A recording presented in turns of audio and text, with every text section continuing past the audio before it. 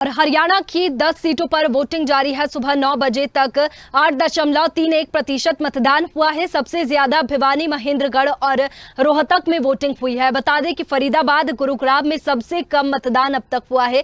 सुरक्षा को लेकर पुलिस प्रशासन अलर्ट है। सीसीटीवी कैमरे से निगरानी की जा रही है। शांतिपूर्ण चुनाव कराने के लिए अधिकारी चौकन्ने हैं। हर बूथ पर जाकर अधिकारी निरीक्षण कर रहे हैं। सभी क्षेत्रों में प्रत्याशी से लोगों से वोट डालने की अपील कर रहे हैं और लोकतंत्र को मजबूत करने का आह्वान कर रहे हैं। बता दें कि 10 लोकसभा सीटों पर आज वोट डाले जा रहे हैं और कई दिग्गजों की प्रतिष्ठा दांव पर लगी है। पिछली बार सभी 10 सीटों पर परचम लहराने के बाद भाजपा के सामने अपने पिछले प्रदर्शन को दोहराना एक बड़ी चुनौती है, क्योंकि कई जगहों पर विरोध देखने को मिल रहा है। बता दें कि कांग्रेस में भी इस बार ज्यादा जोश दिखाई दे रहा है।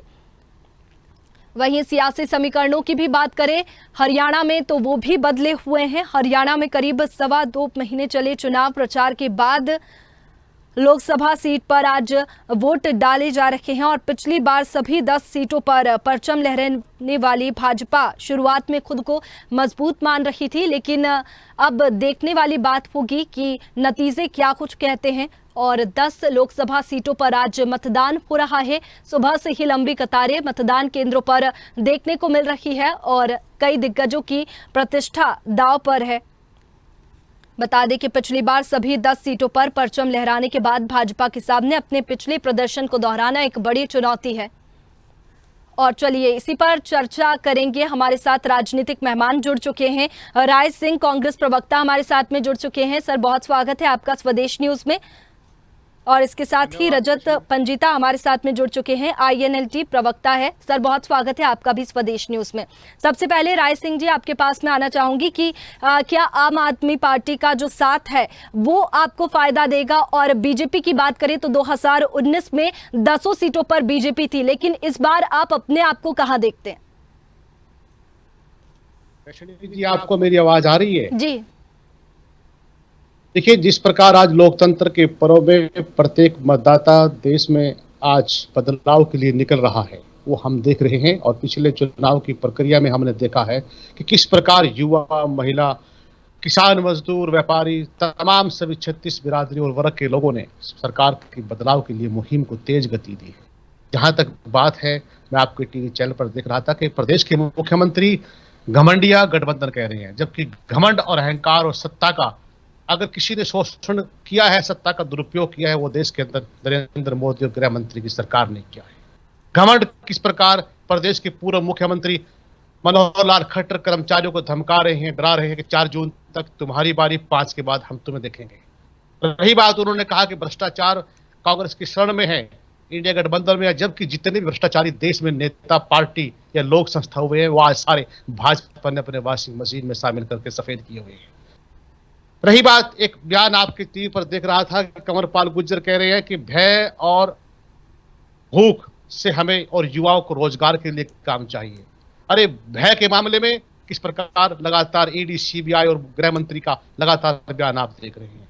और रही भूख के इंडेक्स के मामले में, भूख में भारतवर्ष की भूमिका क्या है, भारत के लोग कहाँ हैं, वह अंतर्राष्ट्रीय आंकड़े कंवरपाल जी आप पढ़े। और रही भ्रष्टाचार का पर्याय अगर कोई इस जिले में है तो उसका भी नाम आपको पता होना चाहिए। तीसरी बात, आप कह रहे हैं कि युवा आगे आएंगे। अरे, युवाओं के लिए आपने नशे का कारोबार दिया है, युवाओं को आपने खनन के अंदर अवैध तरीके से काम करने के लिए मौका दिया है। ये सब बातें प्रदेश की जनता जानती है। तीसरा बयान मैं अशोक तंवर जी का देख रहा था कि अशोक तंवर जी ने कहा कि मुझे यहाँ पर काम किया है, सिरसा में मैंने भूमिका निभाई है। अरे तंवर साहब, 35 साल की उम्र में आपको भारतीय राष्ट्रीय कांग्रेस ने देश की सबसे छोटी उम्र में आपको पंचायत में, लोकसभा में भेजा है, आपको राष्ट्रीय अध्यक्ष बनाया है, आपको प्रदेश का अध्यक्ष बनने का मौका दिया। आज आप कांग्रेस से खत्म होने की बात कर रहे हैं, उस विचारधारा की जिस विचारधारा ने देश की आजादी की भूमिका निभाई और जो 70 साल के भारत निर्माण में लगी हुई है। ये तमाम बात आपके चैनल के माध्यम से देख रहा था।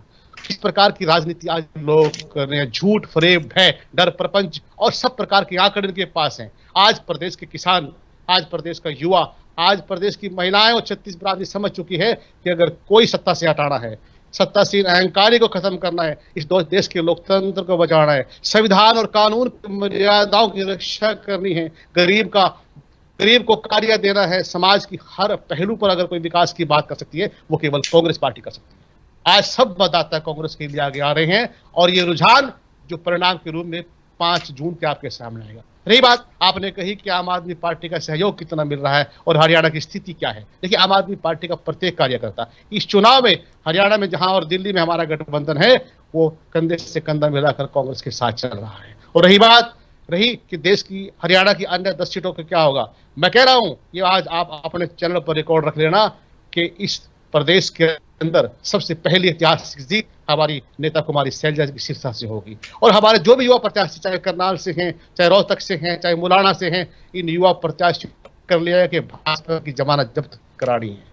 मुझे इस बात में कहने में कोई किसी प्रकार की शंका नहीं है कि करनाल के अंदर हमारे एक युवा कांग्रेस के नेता ने जिस प्रकार मनोहर लाल खट्टर को चुनाव की धूल चटाने का मन लोगों के साथ मिलकर बढ़ाया, उसका परिणाम आपके सामने आने वाला है। और एक अनुभवी और एक संस्कारी व्यक्ति फरीदाबाद से जिस प्रकार एक अहंकार में डूबे पूर्व केंद्रीय मंत्री कृष्णपाल गुर्जर की राजनीतिक हवा उन्होंने जिस प्रकार से जमीन पर आकर काम करने के लिए मजबूर कर दिया, आज वो भी चुनाव जीत रहे हैं।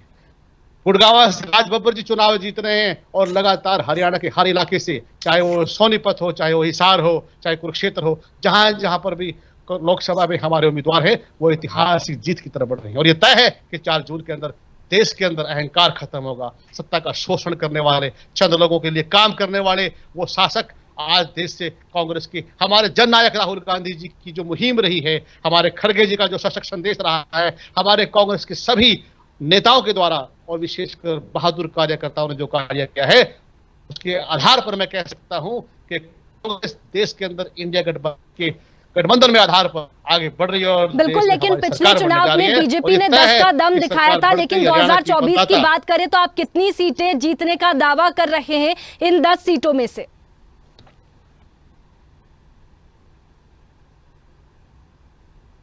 मैं आपकी आवाज सुन नहीं पाया हूं, कृपया। राय जी, यहाँ पर 2019 की बात करें तो 10 का दम बीजेपी ने दिखाया था, लेकिन 2024 की बात करें तो आप अपने आप को कहां देखते हैं? कितनी सीटें जीतने का दावा कर रहे हैं इन 10 सीटों में से? मैं साफ कर देना चाहता हूं 2000 और 2019 का जो परिणाम था वो देश के प्रदेश के मतदाताओं ने बदल दिया। 10 की 10 लोकसभा की सीटें कांग्रेस भारी मतों से जीतने जा रही है।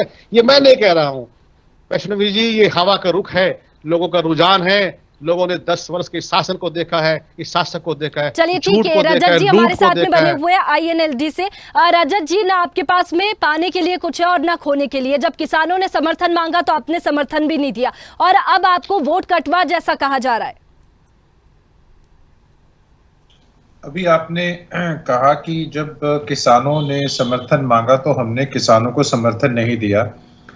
आपकी जानकारी के लिए मैं आपको बता दूं कि पूरे देश के अंदर लगभग 4,500 विधायक हैं और पूरे देश के अंदर मात्र एक विधायक जिसने किसानों के समर्थन में अपना पद त्यागने का काम किया, इस्तीफा देने का काम किया, वो हमारी पार्टी के नेता चौधरी अभय सिंह चौटाला जी हैं जी।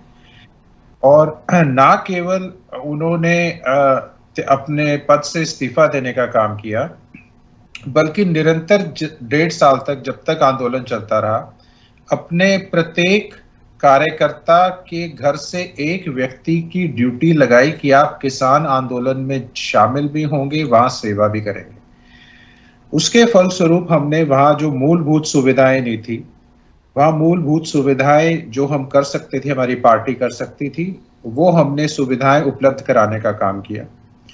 जब गर्मी थी तो वहां वाटर कूलर्स लगवाने का काम किया, पानी की जो बॉटल्स हैं वो भिजवाने का काम किया, आर्टिफिशियल जो वॉशरूम होते हैं वो हमने वहां बनवाने का काम किया। मच्छर बहुत थे गर्मियों में तो मच्छरदानियां भिजवाने का काम किया, पंखे भिजवाने का काम किया। और हॉस्पिटल्स की बहुत जरूरत थी तो दोनों बॉर्डर्स जो थे वो सिंगू और टिकरी बॉर्डर पे 2 हमने हॉस्पिटल्स भी खुलवाने का काम किया ताकि उपचार हो सके, दवाइयां भिजवाने का काम हमने किया। निरंतर हमारे कार्यकर्ता किसान आंदोलन में साथ लगे रहे, हमारी पार्टी का भरपूर सहयोग। रजत जी, लेकिन फिर भी विरोध देखने को मिला जब प्रत्याशी पहुंचे ग्रामीण क्षेत्रों में।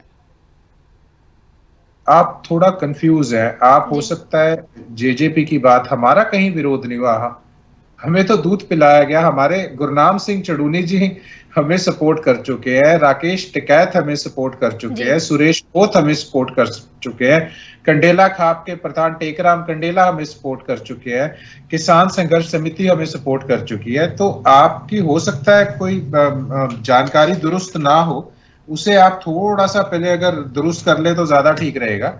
और ये तो रही इस्तीफा देने की बात। एक और आपने शुरुआत में कुछ बात कही थी, आप उसको भी रिपीट कीजिए, वो भी मैं दुरुस्त कर दूं। जी हाँ जी, एक और प्रश्न किया था ना आपने शुरुआत में। मैंने आपसे कहा था कि ना आपके पास में खोने के लिए कुछ है ना पाने के लिए कुछ है। हाँ जी, हाँ जी। कितनी सीटों पर अब आप दावा कर रहे हैं, कहाँ देख रहे हैं अपनी पार्टी को? हाँ जी, देखिए, एक तो अभी आपने जो बात कही थी, ना खोने के लिए कुछ है ना पाने के लिए कुछ है। देखिए,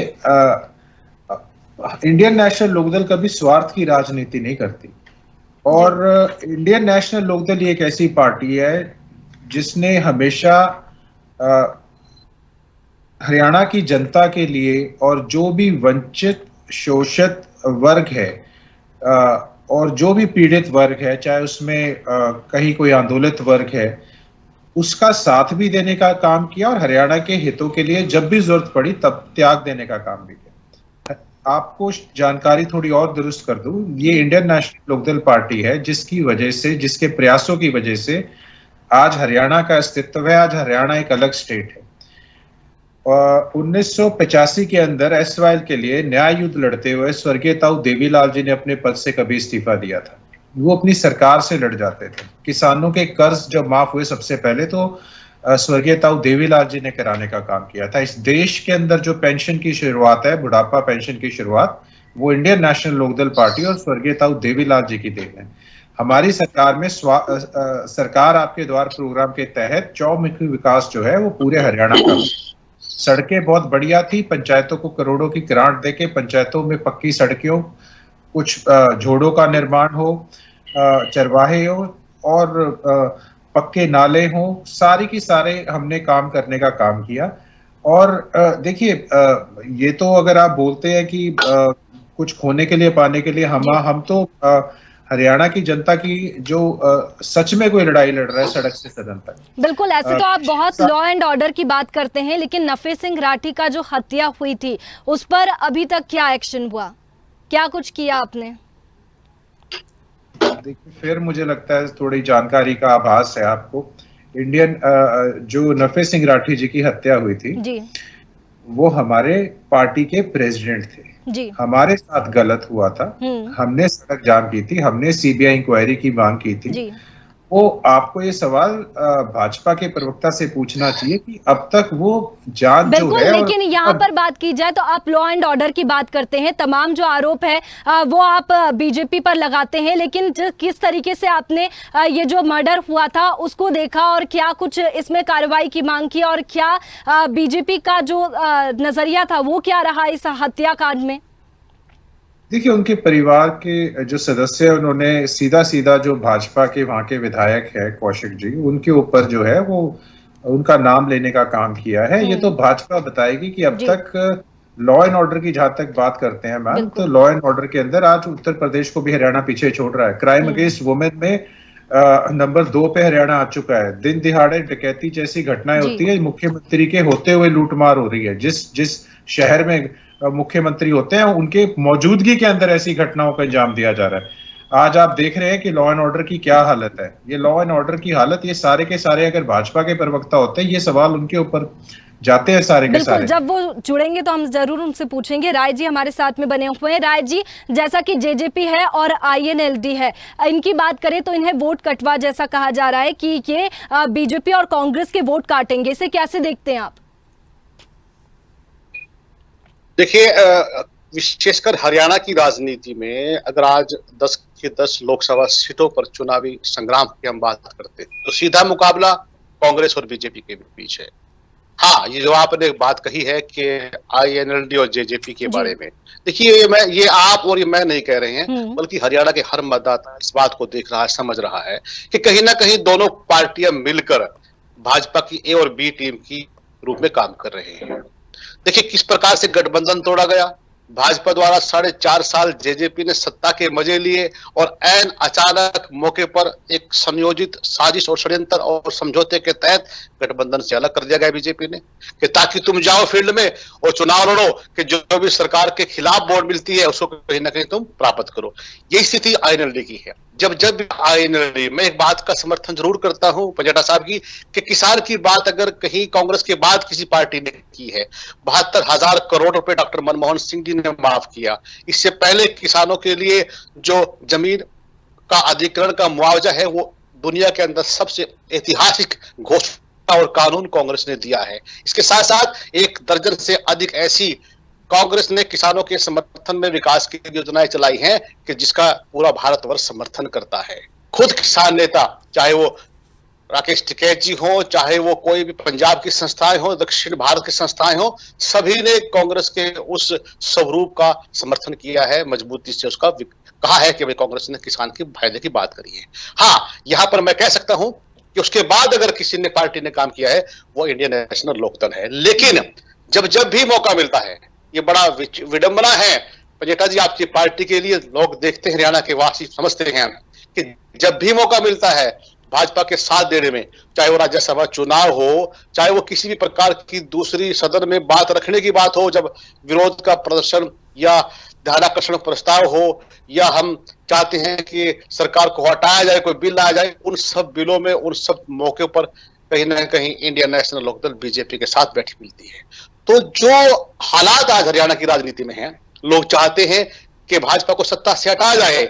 इसके लिए कांग्रेस एक बहुत महत्वपूर्ण विकल्प के रूप में 2019 के जो चुनाव के परिणाम के आंकड़ों की बात करें तो केवल मात्र कांग्रेस ऐसी पार्टी है जो सबसे अधिक सारी की सारी सीटों पर लगातार आगे मुकाबले में बढ़कर जीत की तरफ बढ़ रही है, और इन दोनों पार्टियों का जनाधार जो है अंतिम सांसें गिन रहा है। रही बात जेजेपी की, आपने जिक्र किया, जेजेपी राजनीतिक नौसिखिया पार्टी है। इन्होंने हरियाणा की राजनीति में चौधरी देवीलाल का जो राजनीतिक विरासत की बात भी करते हैं, उसको उन्होंने मनोहर लाल खट्टर की चौखट पर दबा दिया है, वहां पर दफना दिया है।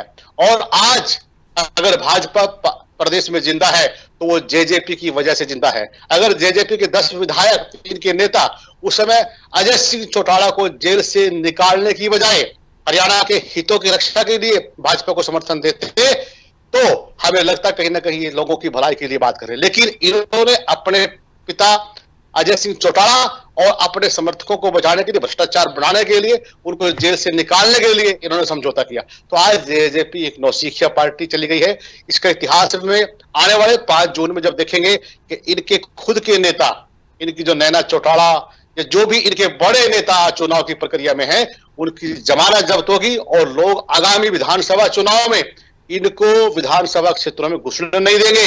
याद रखना, 4 जून के बाद केवल हरियाणा में 10 की 10 सीटें कांग्रेस ऐतिहासिक मतों से जीतने जा रही है, और उसके बाद आने वाले विधानसभा चुनाव में भी वहीं से एक नई परिपाटी तैयार होगी जो तय करेगी कि प्रदेश के अंदर कांग्रेस आने वाले विधानसभा चुनाव में सरकार बनाने जा रही है। और एक बात, कांग्रेस के खिलाफ जो बोलने वाले लोग हैं, विशेषकर अशोक तंवर ने कहा कि कांग्रेस इतिहास के अंतिम चुनाव लड़ रही है। अरे आपको छोटे में इतनी बड़ी उपलब्धि दी, आज आप गद्दारी के मामले में, कांग्रेस को धोखा देने के मामले में इतिहास में आपका नाम प्रदेश की राजनीति में दर्ज हो चुका है। और जिस प्रकार का आपका व्यवहार है, आपके परिवार का व्यवहार रहा है, सिरसा में लोगों ने इनको भगाया है, दौड़ाया है, और चुनाव की प्रक्रिया से पहले ही, परिणाम से पहले ही, इनको नतीजों से पहले ही हार का मुंह देखना पड़ रहा है। ऐसी हालात इनकी सिरसा में है। ये तय है कि हरियाणा के अंदर 10 की 10 सीटें युवाओं के रूप में दीपेंद्र हुड्डा जी, वरुण मुलाड़ा जी और हमारे सबसे युवा होनहार प्रत्याशी करनाल से युवा कांग्रेस के अध्यक्ष बुद्धि राजा जी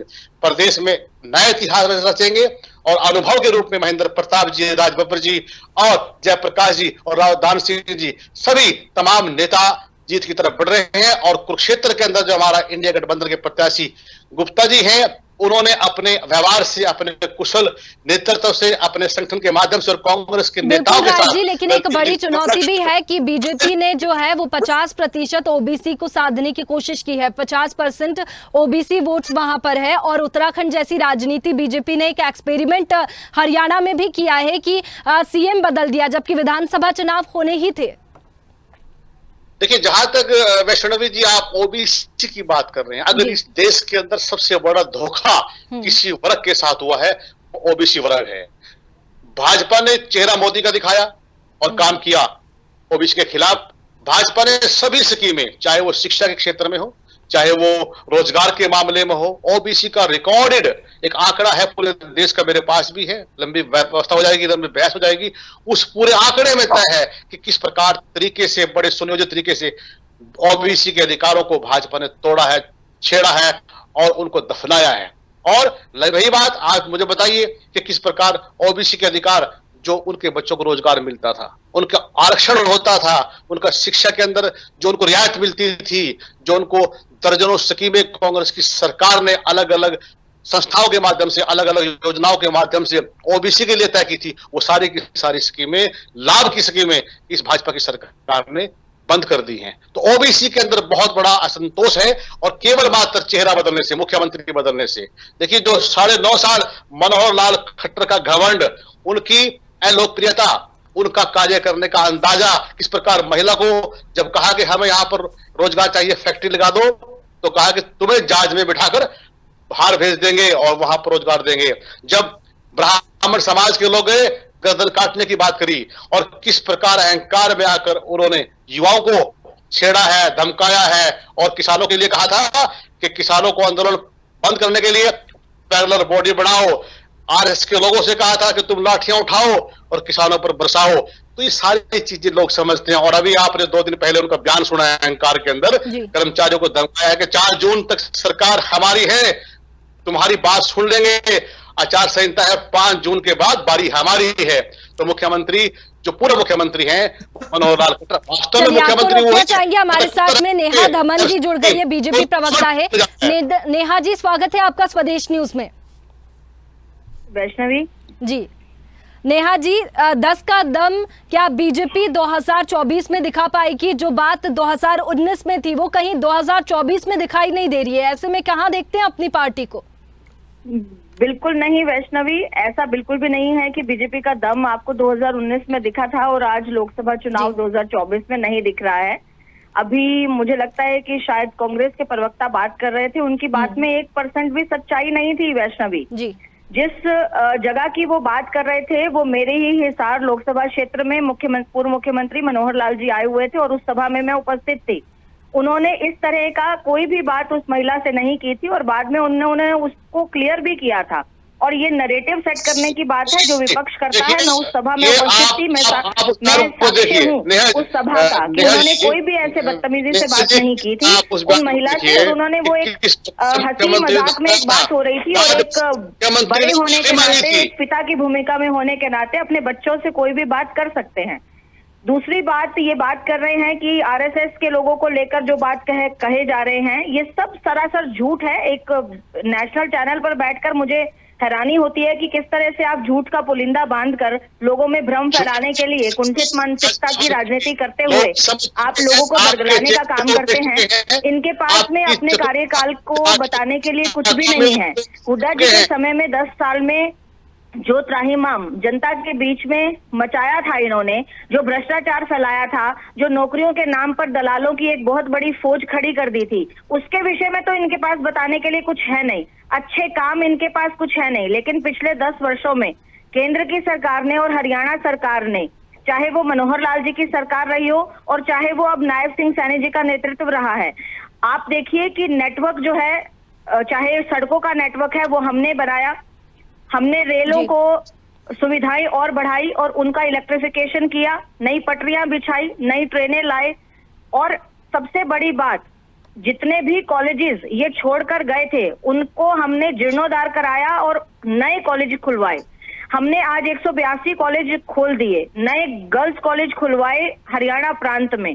हमने इतने व्यवस्था के काम किए, सुरक्षा व्यवस्था का काम करते हुए इतने काम किए, लेकिन फिर भी विरोध क्यों देखने को मिल रहा है? जब प्रत्याशी ग्रामीण क्षेत्रों में पहुंच रहे हैं तो विरोध देखने को मिल रहा है। कई विरोध के जो वीडियो है वो वायरल हुए हैं जी। ये विरोध नहीं है वैष्णवी, ये विरोध नहीं है। ये चंद लोग हैं, 4-5 लोग, 10 लोग, 15 लोग, जो कुछ जगह पर जाकर, ये सिर्फ और सिर्फ विपक्ष के लोग हैं, जिसमें आम आदमी पार्टी के कार्यकर्ता और कांग्रेस के कार्यकर्ता है। अगर आप उनके फेस मैच करें तो आपको दिखेगा कि वो कभी कहीं जगह जाकर खड़े हो जाते हैं और कभी किसी जगह जाकर खड़े हो जाते हैं। ये सिर्फ और सिर्फ अपनी जो इनकी गली सड़ी मानसिकता है राजनीति को लेकर, जो इनकी कूटनीति है कि इस तरह के कुछ कृत्य किए जाएं ताकि लोगों के बीच में एक चर्चा का विषय बने और एक गलत नैरेटिव सेट हो, इसके अलावा कुछ भी नहीं है। हमें जनता पर भरोसा है, हमने जनता के लिए काम किए हैं, हमने कांग्रेस की तरह भ्रष्टाचार नहीं फैलाया। चलिए इसका जवाब ले लेते नौकरी दी है।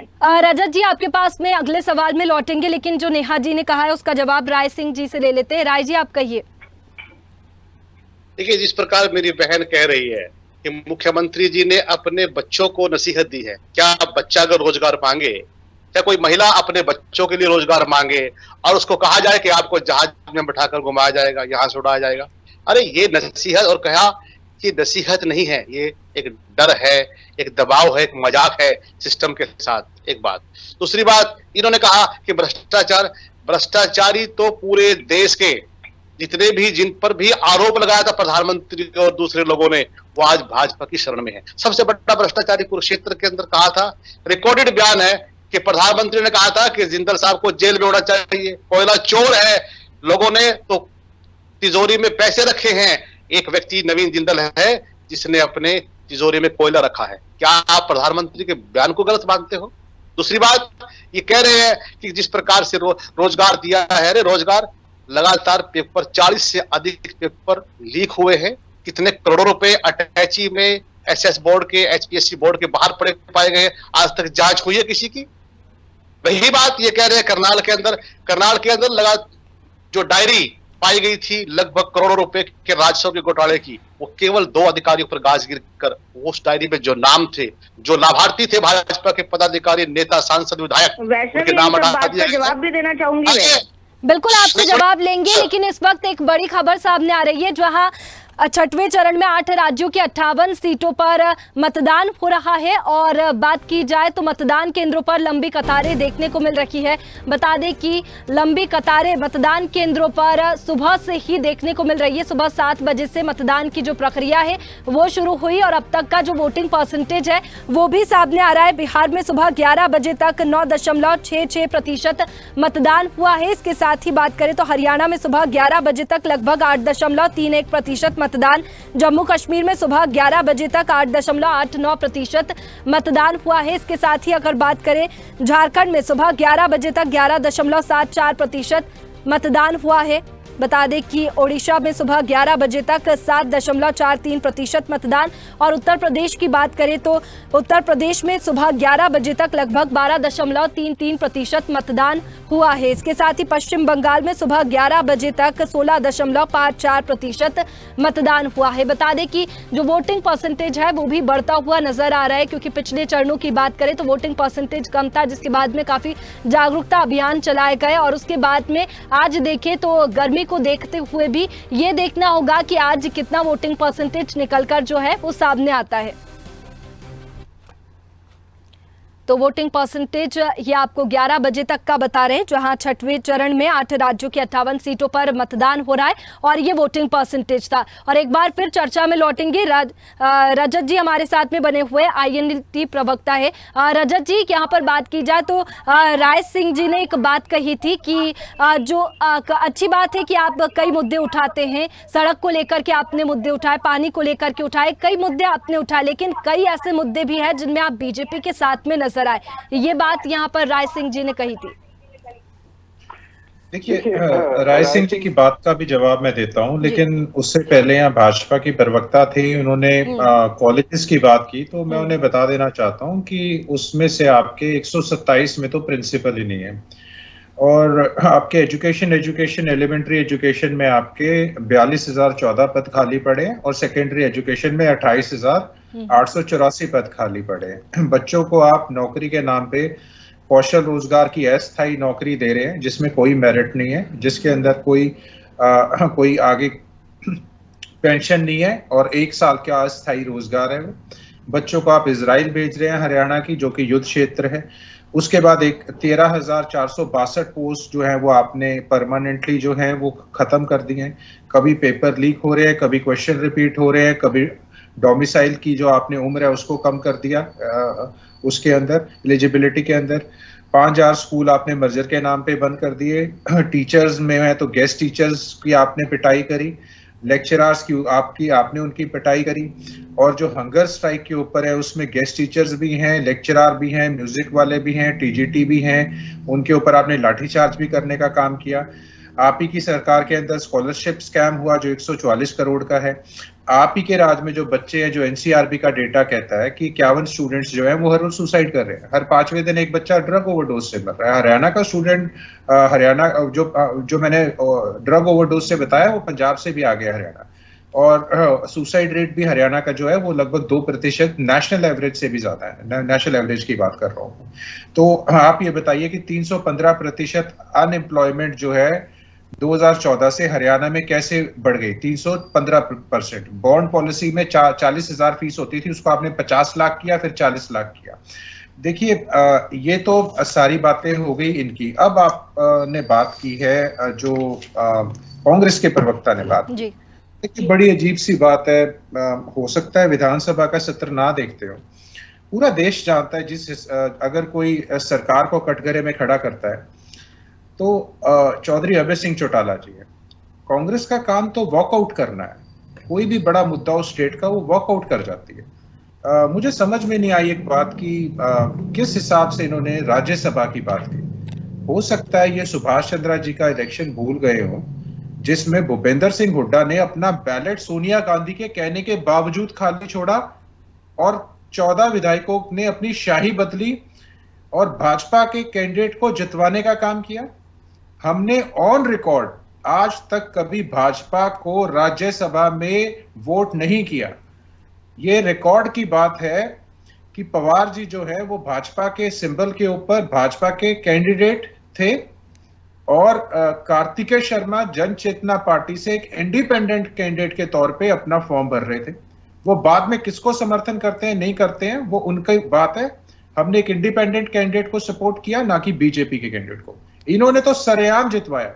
क्या बात है कि दीपेंद्र हुड्डा के खिलाफ भाजपा अपना कैंडिडेट नहीं खड़ा करती है, सीधा उनको आराम से आप राज्यसभा जाइए, हम आपका कोई अपना पैरेलल कैंडिडेट नहीं खड़ा करेंगे।